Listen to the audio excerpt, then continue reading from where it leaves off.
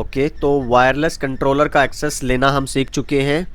तो उसमें जब आपको एक्सेस लेके सबसे मेन काम तो SSIDs का डब्ल्यू लैन का ही है ना। अच्छा, मैं चाहता हूँ कि आपको कन्फ्यूज़न ना रहे डब्ल्यू लैन में और SSID में। देखिए यहाँ पे जो आपको नाम दिखेगा वो SSID है, सब्सक्राइबर सेट आइडेंटिफायर है ना, या सर्विस सेट आइडेंटिफायर। ये तो सिर्फ एक नाम है, राइट, जो यूनिक नहीं है, ह्यूमन रीडेबल है। पर इसको कॉन्फ़िगर करते हैं वायरलेस कंट्रोलर पे जिस नाम से, वो है W LAN, wireless local area network. तो ये क्या है, एक तरह से आपको डब्ल्यू लैन की कनेक्टिविटी प्रोवाइड करा रहा है ये SSID, राइट। तो इसको ध्यान रखिएगा। तो इसको कॉन्फ़िगर करने के लिए सबसे पहला क्या करना है आपको, एक रेडियस सर्वर, मीन्स कि आपका जो क्लाइंट जुड़े वो डायरेक्ट ना जुड़े, एक आपको आईडी, यूज़र नेम, पासवर्ड डालना पड़े ऐसे एक मोबाइल की या लैपटॉप की वेब ब्राउज़र में जाके। मीन्स जैसे ही आप इस पर क्लिक करेंगे इस वाले पे, राइट, तो उसमें क्या हो, आपको डायरेक्ट एक इस तरह के ब्राउज़र के पेज पे ले जाए और वहाँ पे आपको यूज़र नेम पासवर्ड मांगे। तब आप वो पासवर्ड डालें जो आपको मिले हुए हैं अपने डिपार्टमेंट्स की तरफ से या अपने सीनियर्स की तरफ से, तब आपको एक्सेस मिलेगा आपके उसका वाईफाई कनेक्टिविटी का। तो ये करना है सबसे पहले।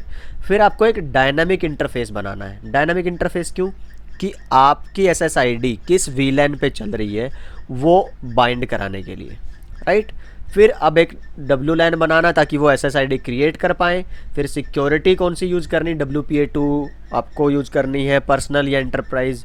फिर आपको क्वालिटी ऑफ सर्विस भी कॉन्फ़िगर कर सकते हैं और फिर कुछ एडवांस सेटिंग भी हैं जो आप कर सकते हैं। सो वन बाय वन देखते हैं, चलिए।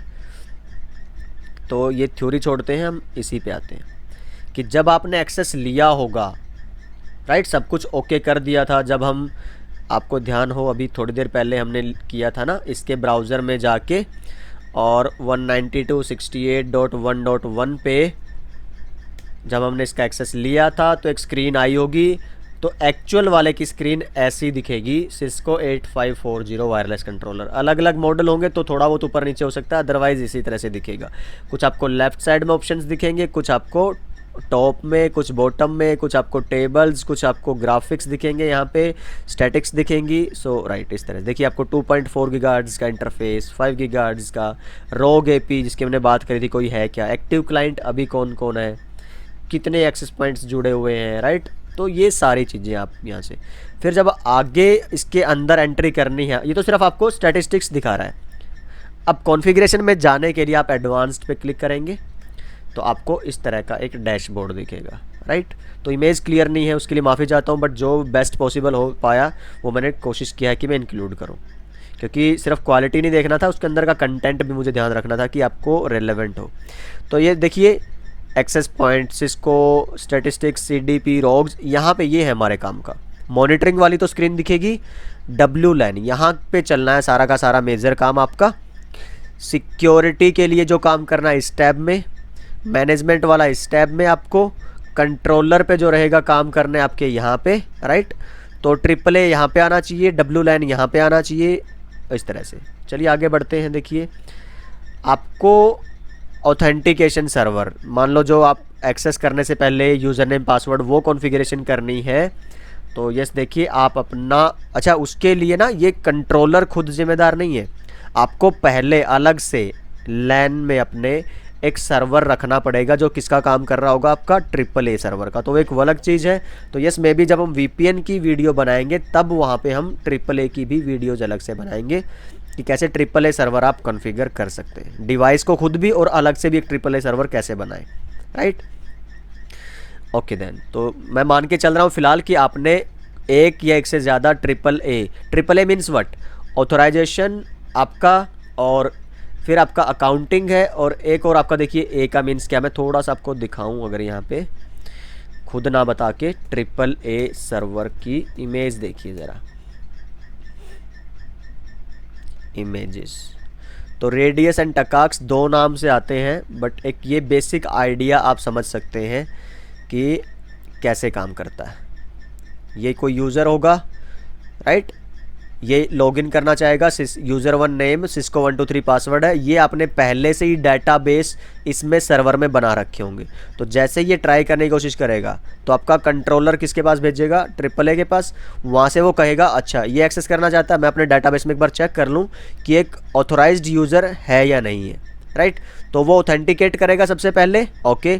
फिर वो जब पासवर्ड डाल देगा कि यस हाँ ये यूज़र है बिल्कुल, अगर करेक्ट पासवर्ड इसने डाला तो ये इस यूज़र को ऑथोराइज़ कर देगा। एंड फाइनली फिर उसकी जब ये एक्सेस करने लगेगा, सबसे बड़ी खासियत देखिए ट्रिपल ए सर्वर की, तीसरा ए जो है इसका अकाउंटिंग, मीन्स आप कुछ भी करेंगे ना वो लोग आपके बनते रहेंगे, सेव होते रहेंगे।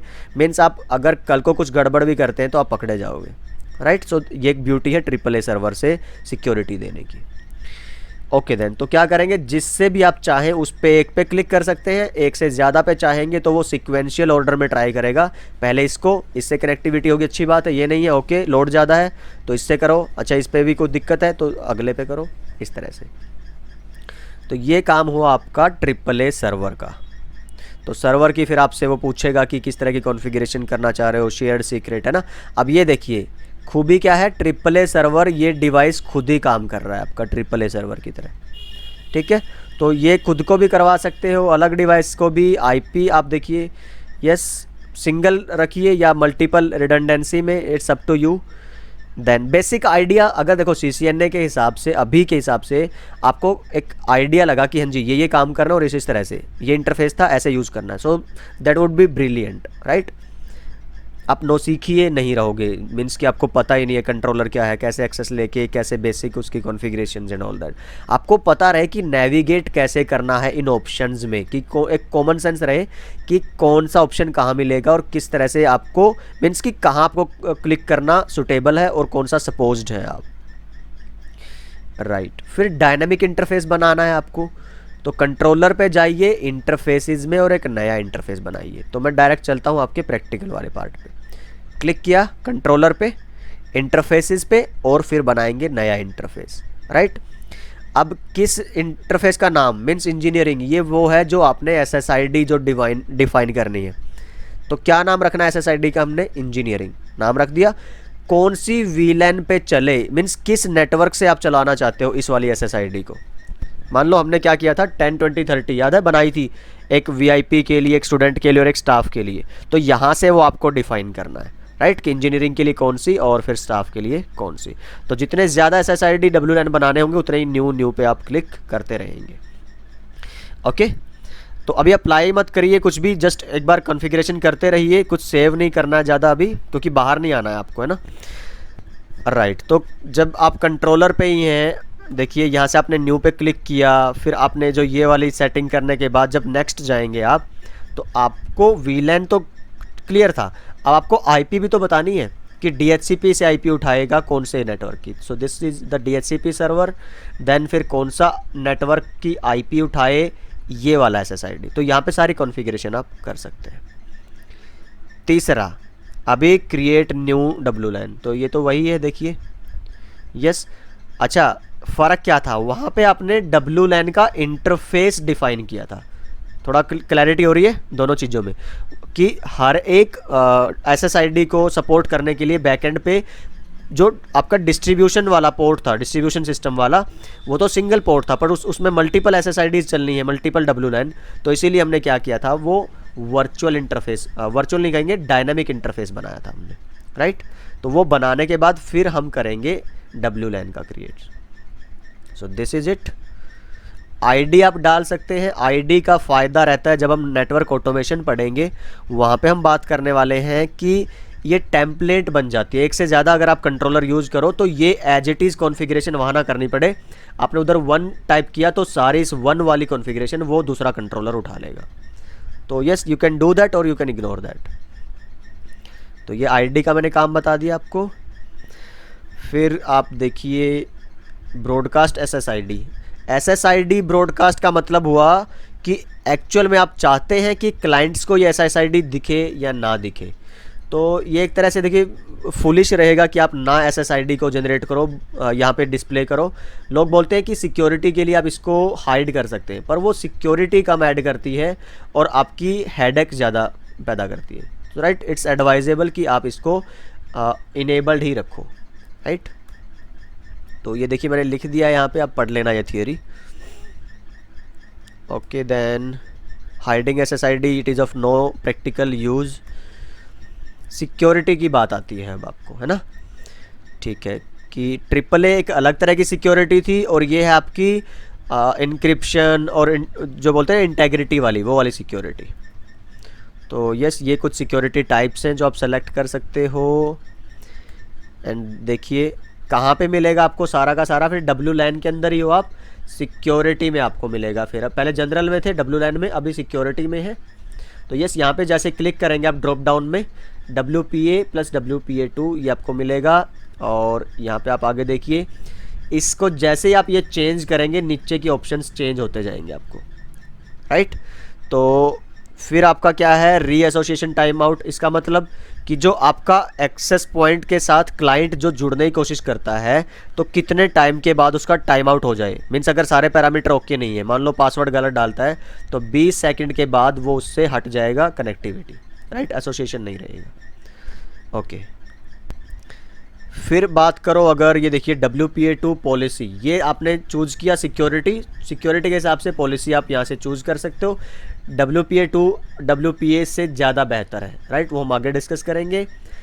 इनक्रिप्शन टाइप मीन्स आपके जो मैसेजेस जाएं वो इनक्रिप्ट होके जाएं डाटा आपका। तो ये कई सारी प्रोटोकॉल्स हैं, TKIP बेहतर नहीं है, AES उससे बेहतर है, ये GCMP और बेहतर है। तो आप कौन सा, हर एक को यूज़ करने का अपना फ़ायदा अलग नुकसान है। तो यस, ये भी हम सिक्योरिटी वाले पैरामीटर्स जो आएंगे, अलग वीडियो हम बात करेंगे, वायरलेस सिक्योरिटी उसमें बात करेंगे सारे की सारे। 802.1 EAP ये सब कुछ हम वहाँ पे डिस्कस करने वाले हैं। फिलहाल हम कौन सा सेलेक्ट करते हैं, PSK मीन्स प्री शेयर्ड की, कि जैसे आप लॉगिन करोगे आपसे एक पासवर्ड मांगा जाए, दैट्स इट। ओके देन, ये सिक्योरिटी हुआ आपका, ये हम डिस्कस कर चुके हैं। रेडियस सर्वर के थ्रू भी आप इसको ऐड करते हैं। ये देखिए सिक्योरिटी में, देखिए वहाँ से भी आप शुरू में भी AAA सर्वर कर सकते थे, और यहाँ पे भी एक ऑप्शन आपको आया है सिक्योरिटी में AAA सर्वर का। तो यस, जितने मर्जी आप चाहें यहाँ पे अपने कॉन्फ़िगरेशन के हिसाब से चूज़ कर सकते हैं।